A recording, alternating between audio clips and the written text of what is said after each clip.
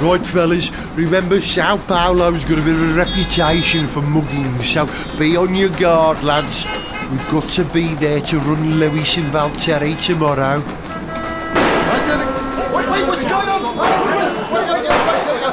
Right there. Hands up or you will get shot. It's all right, lads, do as he says. Just hand over your wallets and none of us will get hurt. I don't want your money. What? Oh, I suppose you want our phones and credit cards then? No, I want the detailed design drawings of the Mercedes power unit you will be running next year. Wait a minute, I know that voice. Hang on, let me take this up. You're Alan Prost, I knew it. Yes, me and Renault would have got away with it if it wasn't for you meddling kids.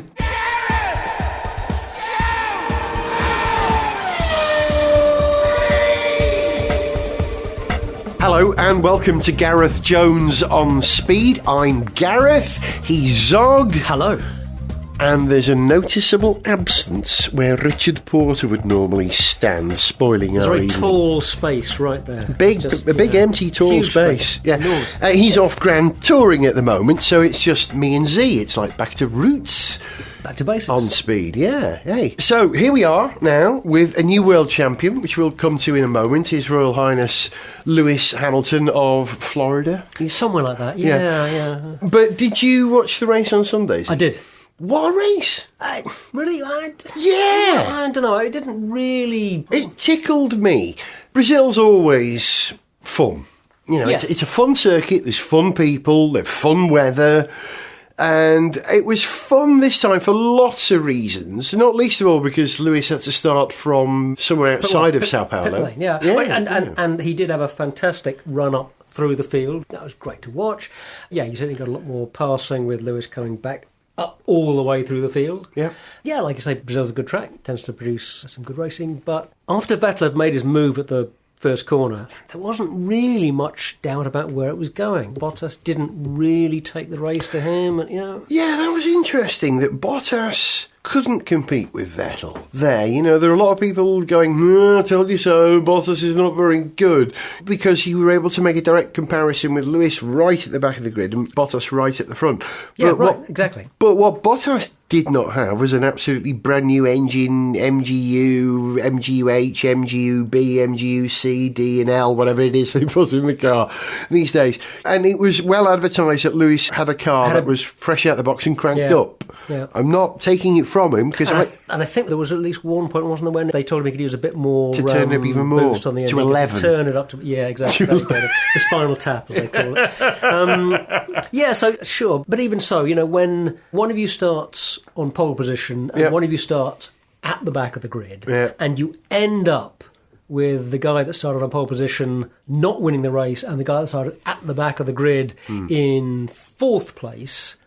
I thought Bottas had a terrific start to the season. He had a good early part of the season, I thought, but he hasn't delivered so much in the latter part of the season, I think. It's great that there's more harmony in the Mercedes team, if you're a Mercedes fan, but he's certainly not pushing Lewis as much as Nico did, is he? Yeah, I think there's a truth in that.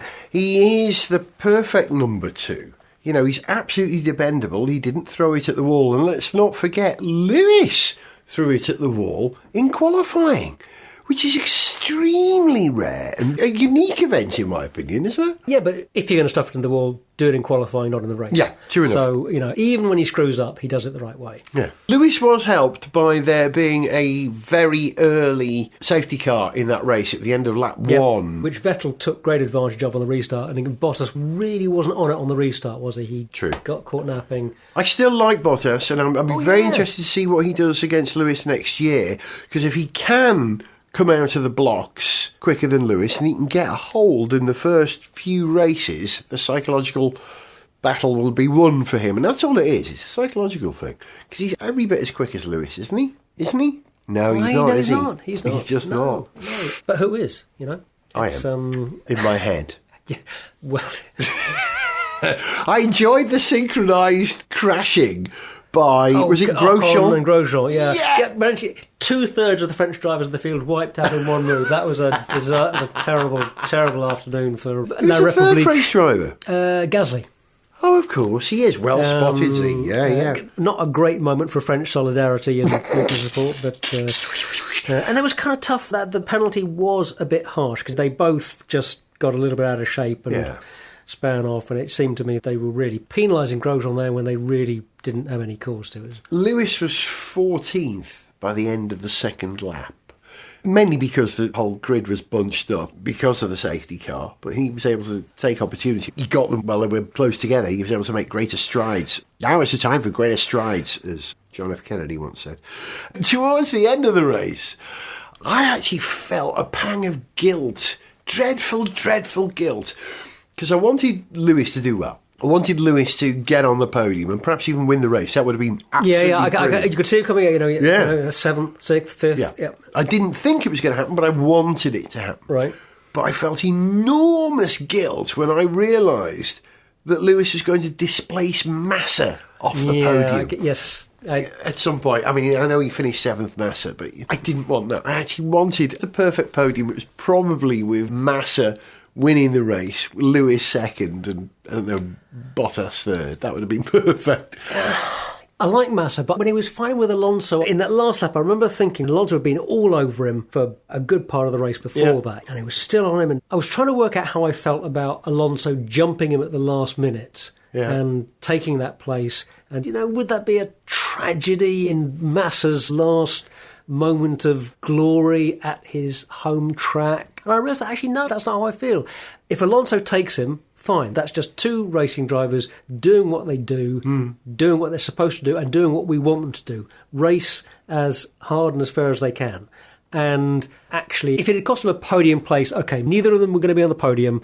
It was just great to see him there at his home race again. And if he'd lost a place, so what? As long as he's trying as hard as he can and racing hard, that's what we want. Welcome to the Piranha Club, I think someone said. There is no mercy in Formula One. There is no generosity. If Alonso would have had that place, could have had that place, he would have had that place. Yeah, absolutely. Yeah, and so well done to Massa for holding him off. He drove well, actually, Massa. He should know his way around Sao Paulo. He wasn't in the fastest car, but I was very pleased for him. I'm very fond of Felipe Massa. I'm glad Richard's not here, because Richard really didn't like Massa. He was whingy, and I don't think he was whingy, and he thought he was slow, and I don't think Massa was slow. No. But the thing I liked most about Massa was when Lewis pipped him for the World Championship in 2008, and when Massa came out onto that Brazilian podium, hand on heart, tears, that was the most beautiful, magnanimous emotion moment in Formula One. One of them I can ever remember.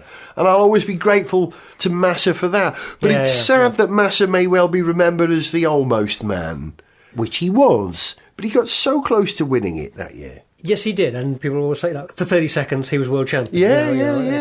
You're always going to have more almost men than you are the ones who make it. Correct. That's the nature of the game. Oh, and that's a cruel truth. It's like, almost everybody who's a teammate to a Schumacher, to a Hamilton. I know there are two Schumachers, but how many Hamiltons are there now? Okay, and thank you. You are now making me realise that what I just said is wrong, because if you're a Schumacher, if you're a Schumacher, Schumate? If you're a teammate to a Ralf Schumacher, you've got a better chance of making the World Championship, I would suggest. Yes. But, if you're a teammate to a Michael Schumacher... Not so easy. It's going to be tough. Towards the end of the race, there was that utterly heartbreakingly emotional, delicious thing where, is he called Filipino, Felipe's son, spoke to his dad on the radio. I don't know if this was on the Channel 4 coverage, but it was on the Sky coverage. Yeah. Where he said something like, "I love you, Dad. I will follow you to the end of the earth." I don't know why he's got a Mexican accent. Also, "I loved your start." I mean, that was just deliciously heartbreakingly sweet. Too much, you think? Too much syrup? Oh, I'll take that as a yes. No, I'm just not going to say anything. No, I didn't have tears in my eyes. I wasn't weeping.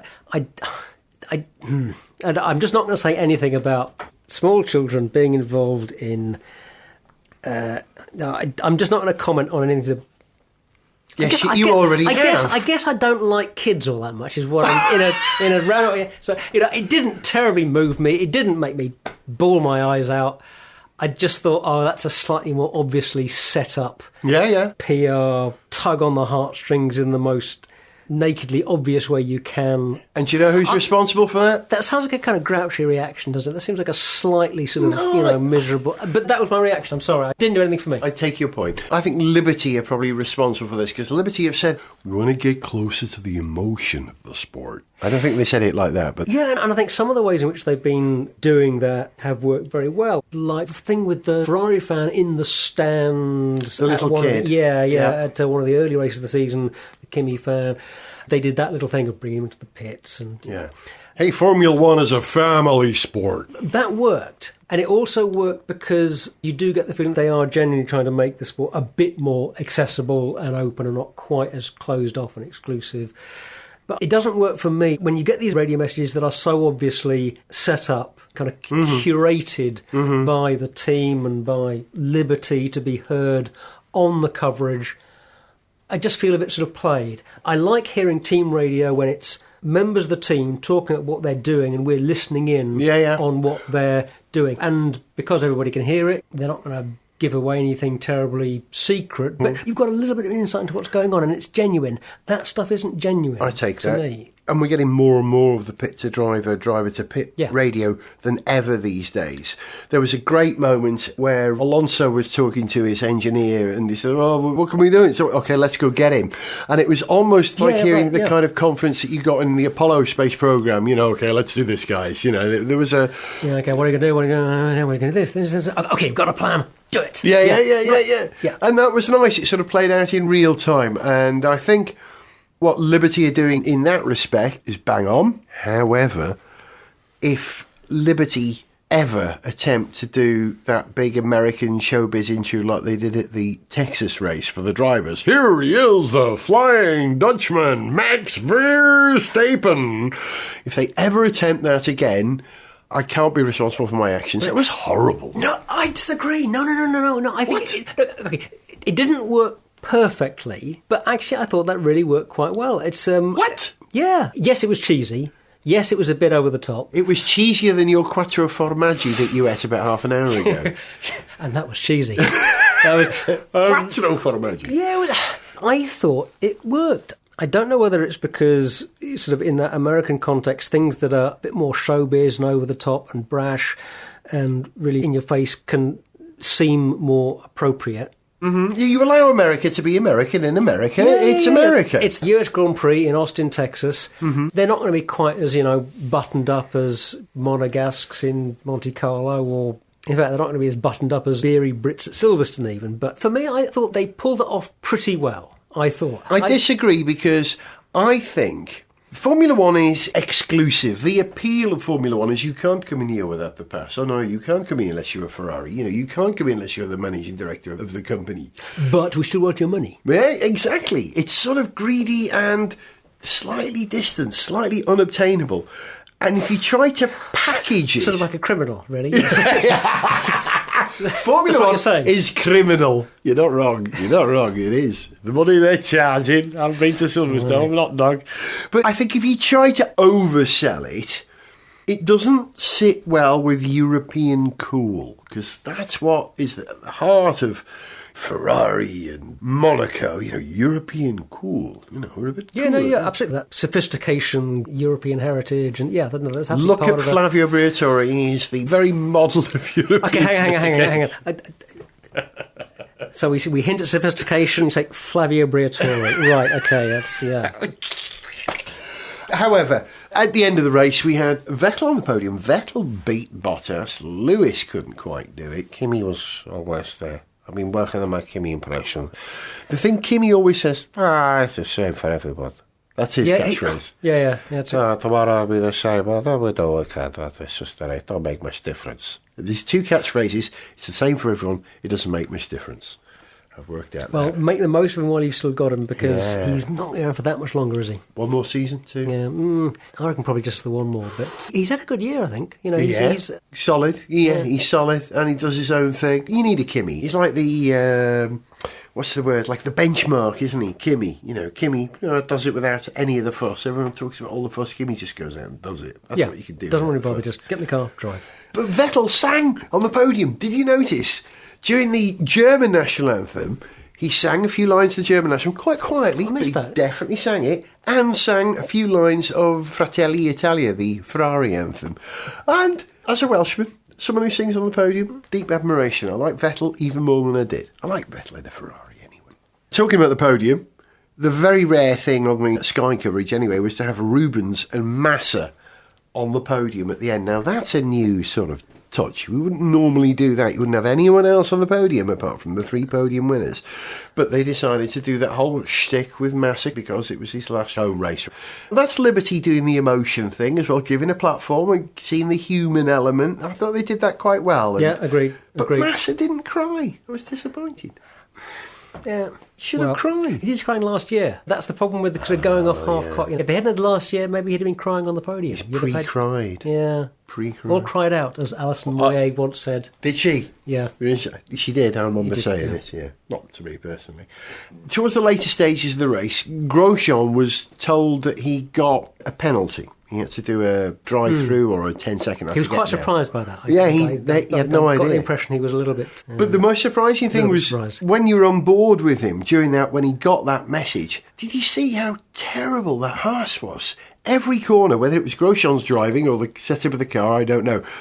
Every corner he came to, the back end was out, the front end was out. That car, my respect for Grosjean has soared, because if that's the car he's driving, he's doing very, very well. It's not a very well balanced car. Yeah. Well, he's had a couple of respectable results, but it would be nice to see Haas develop to a point where the drivers could actually do something with the car. Well, I think you find that depends entirely on Ferrari, which is basically the car that they've got next year. Lewis didn't get the fastest lap either. Max got the fastest lap in the end, 1 minute 11 something. But the other thing that's going on in Formula One at the moment, which we haven't discussed, is how worthy Lewis is as a 4 times champion, and how McLaren are going to do next year with Renault power. Right. That we'll discuss in a moment.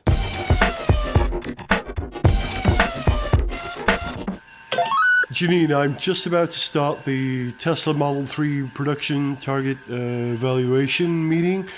Do you have anything important for me? No, Mr. Musk. Call me Elon. Sorry, Elon. Sir, the SpaceX launch schedule Hyperloop projects are both more or less on schedule. That's great news, thank you. Well, guys, did you hear that?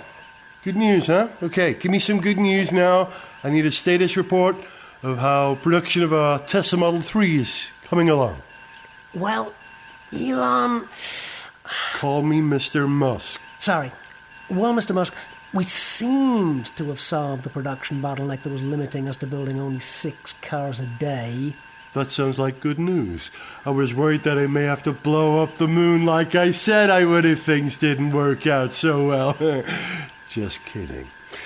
So how many cars are we building a day now? How close are we to the target of 500 cars a day? Pretty close now, sir. Just exactly how close? 100, sir. You mean 100 short of our target, so 400 cars a day? No, sir. I mean 100. We are building 100 cars a day. So what's the holdup? Is it the batteries arriving late from the Gigafactory? No, sir. Is it the robots? Do they need longer arms and shorter hours? No, sir, it's not that. But we have identified what's slowing up delivery of our new Teslas. So what is it, man? Well, to deliver the cars, we need to charge them. And you know, sir, it ain't like filling a gasoline tank. With electric cars, it takes anything up to 20 hours. Janine? Yes, Elon. Blow up the moon. Blowing up the moon, Elon. Sniff Petrol! With Gareth Jones on speed! So Lewis Hamilton is now 4/7 of the way of matching Michael Schumacher's record. That's my interpretation of it. Okay. Right? He's now ahead of Senna, Yeah. On terms with Prost. Yeah. Who else won And 4? Jackie. Fangio? Jackie won 3. Jackie was 3. Yeah. So no, he's up there with not just the greats, but the very greats. Yeah. Is he going to be able to match Schumacher? By the way, congratulations, Lewis. We're thrilled to bits. Well done. Absolutely, yeah. Can he match Schumacher? Yes, absolutely. Yeah. He is still supremely quick. Yeah. He is showing no sign. His raw speed is dropping off. Mm-hmm. He has, if anything, this year matured and grown as a driver, I think. Mm-hmm. So as long as he's got the car, it is quite possible he could win the next 3 World Championships. That's very unlikely to happen. So if he is going to match Schumacher, he's going to have to stay in the sport probably for more than the next 3 years. Mm-hmm. I'm not going to speculate about that. So who knows? I mean, he undoubtedly has the talent to match Schumacher in his achievements. Yeah.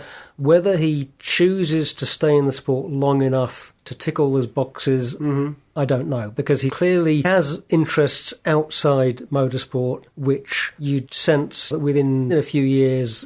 Is being tattooed a career, though? Because he's clearly very keen on tattoos. That's not slowing him down, though, is he? You know, Who was it who said to me the other day, when did tattoos become not just a fashion statement, but a mental illness? It's a good point. Schumacher rode the perfect wave, the perfect storm. This was the perfect wave. He came in with Jordan, and before he could mess things up with Jordan, he'd stick around there long enough for his car to let him down and never prove how quick he was. He was picked up by Benetton at a time when Benetton were confounding everyone with their ability. How did they ever do that, I wonder? Was it anything to do with Rossborn, do you suppose? I don't know. I wonder it was some secret code. A little bit of secret code, maybe. Yeah, but Ross Brawn being just super genius. Yeah. Pretty big part of that. And then he rode that wave to Ferrari when Ross and Schumacher went to Ferrari. It's a time when Ferrari had been rubbish previously, but Ross saved Ferrari.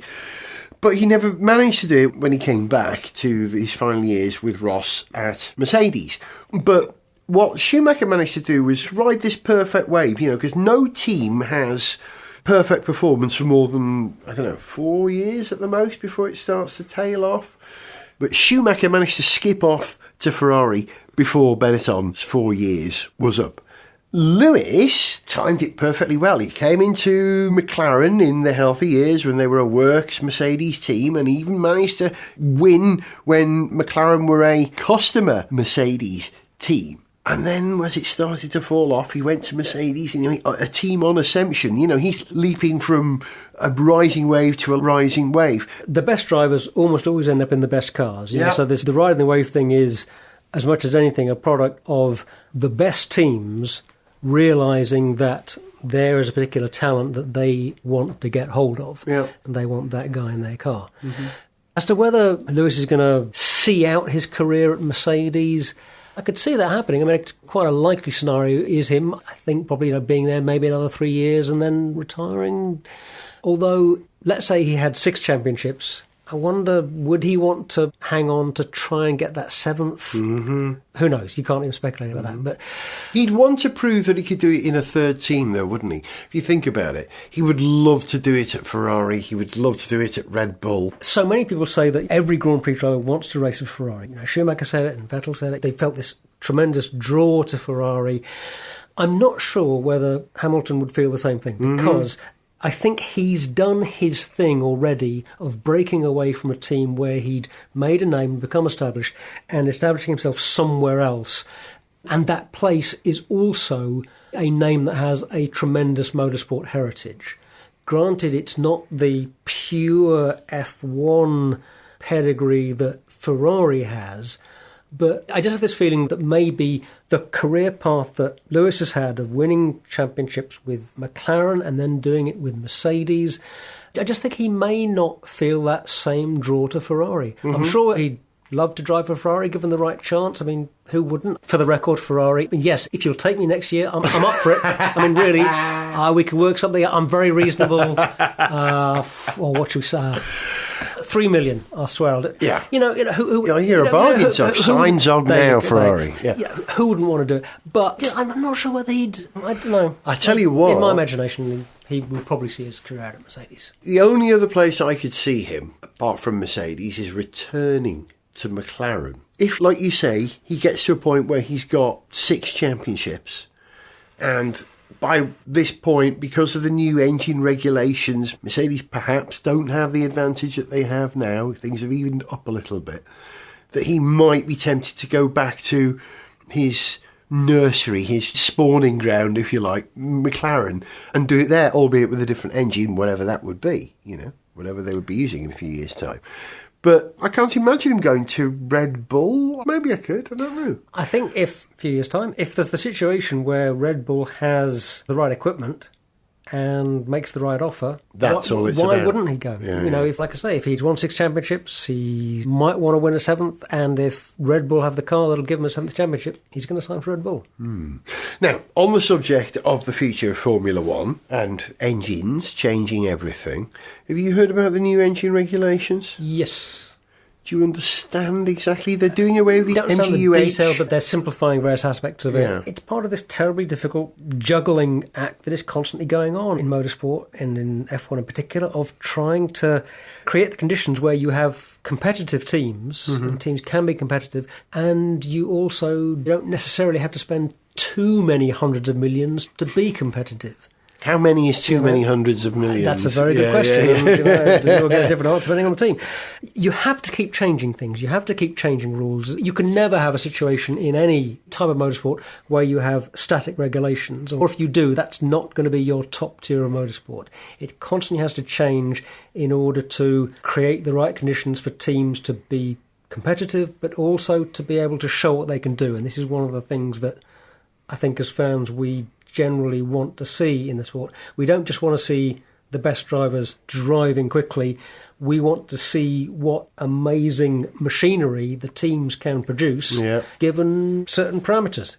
And you have to keep redrawing those parameters in order to stop things getting so refined and then so static that you know who's going to win every time, or that you know who's going to be winning next year. And you have to keep juggling things around to make it all work. So these new regulations, which are designed to make it possible for new engine manufacturers, engine constructors, suppliers, to come into the sport, namely Aston Martin, Porsche, and I don't know who else, someone else has mooted.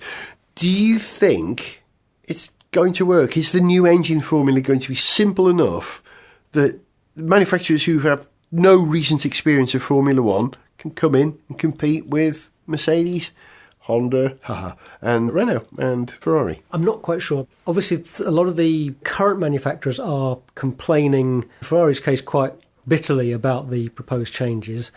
On face value, that suggests that probably the rewriting of the rules is mostly going in the right direction, because if you're an established manufacturer who's invested a very great deal of money in developing a terrific power plant, or a not so terrific power plant in some cases, you don't want to make it too easy for another manufacturer to come in and do what you're doing. You want to make it hard. So my initial take is that they've probably got it about right.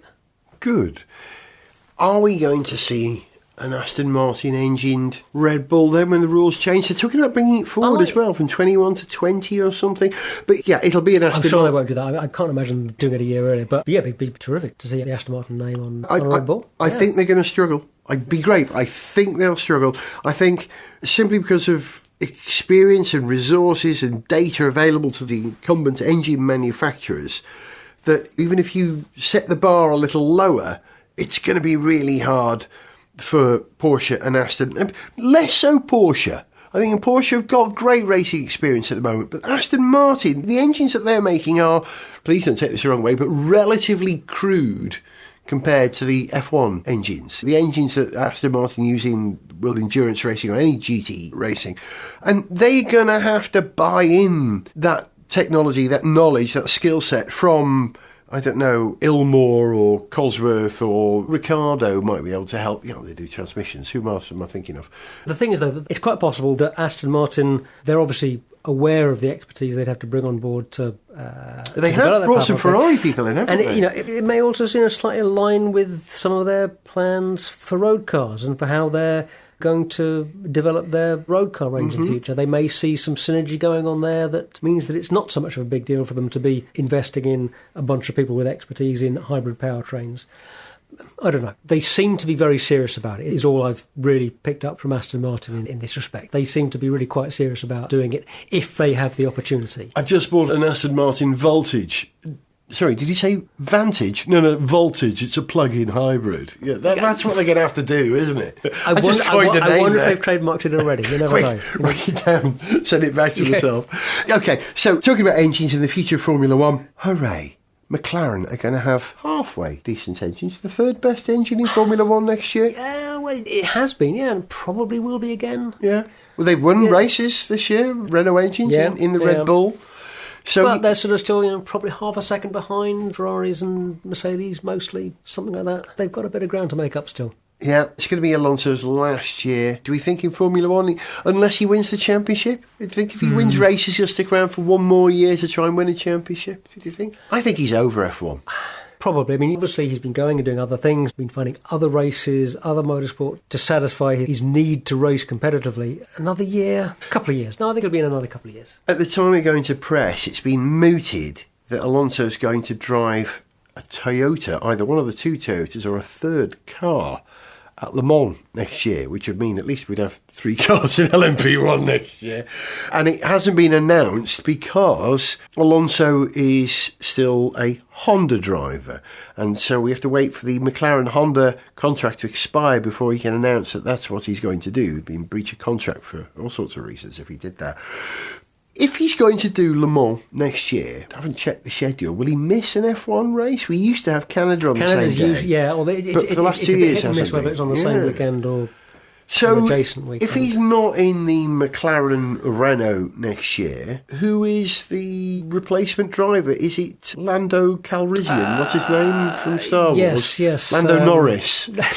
Lando Calrissian. Is he actually named after Lando from Star Wars? He could be. Nobody has ever been called Lando before, have they? I don't know. I may be betraying a slightly insular outlook. I've never met a Lando. I know loads of Chewbaccas. Could it be? Michael Chewbacca, Ralph Chewbacca, Mick Chewbacca. It could be an Italian name. Lando, could it, with an O ending? Yeah, it could be. Could be like an Italian or Spanish name. Is Han Solo related to Napoleon Solo? Of course he is, yeah. Okay, right. Yeah. I didn't realise. It just occurred Common to me. knowledge. So it may be the saving of Le Mans next year because we're concerned about what's going to happen in LMP1 with there being only one hybrid team. But now it's been announced that the Ginetta will run. Manor are going to run a Ginetta LMP1. By Collis will be there. And someone else is going to run a Ginetta LMP1. Ginetta themselves, possibly, or someone on their behalf? I forget now. I reckon with Alonso showing such interest in Le Mans and Daytona, and he's going to be doing Daytona as well. Probably, yeah, almost certainly. Does he really care about Formula One anymore? Well, because in order to win at Formula One, you've got to care about Formula One and nothing else. So does this mean he will never win in Formula One? I'd have thought it's unlikely he's ever going to win another race in F1, unfortunately. But I've been tremendously impressed with Fernando in the last couple of years, how he has dealt with being a McLaren driver when McLaren have had a pretty mediocre car. He's dealt with it, I think, magnificently. He's given that car finishes that it should never have had. He's flattered it to an extraordinary degree. He hasn't complained and thrown his toys out of the pram. He's had a really positive attitude. GP2 it's almost like it's almost like somebody who's being constantly badgered by a really irritating child who's constantly poking them with a stick and has no sensitivity for how irritated they're getting, and they sort of finally stop. I'm tremendously impressed by Alonso's attitude. I've developed a respect for him that I didn't really have before, to be honest. I always had the greatest of respect for his driving ability, but somehow his personality didn't quite impress me that much. Have you seen him crack a nut with his neck muscles? Have you seen this? Believe me. I'm glad you said neck muscles. But it's on YouTube. There's a thing on YouTube where Alonso is at a party and he's given a nut and he puts it in between his shoulder and his chin and he goes and he breaks a walnut. You could do that. No. You know that. You've been listening to Zog. Goodbye. Me, Gareth, will leave you with a tune, and as Lewis won the World Championship for the 4th time, here's Lewis's anthem, as I think he hears it in his head. See ya.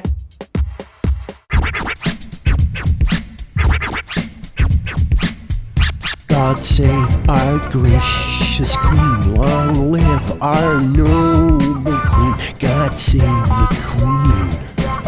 Send her victorious, happy and glorious, long to reign over us. God save the Queen.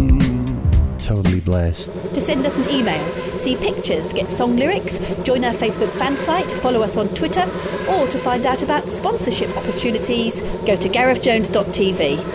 Gareth Jones on Speed is made in London by Whizbang. Gareth Jones on Speed!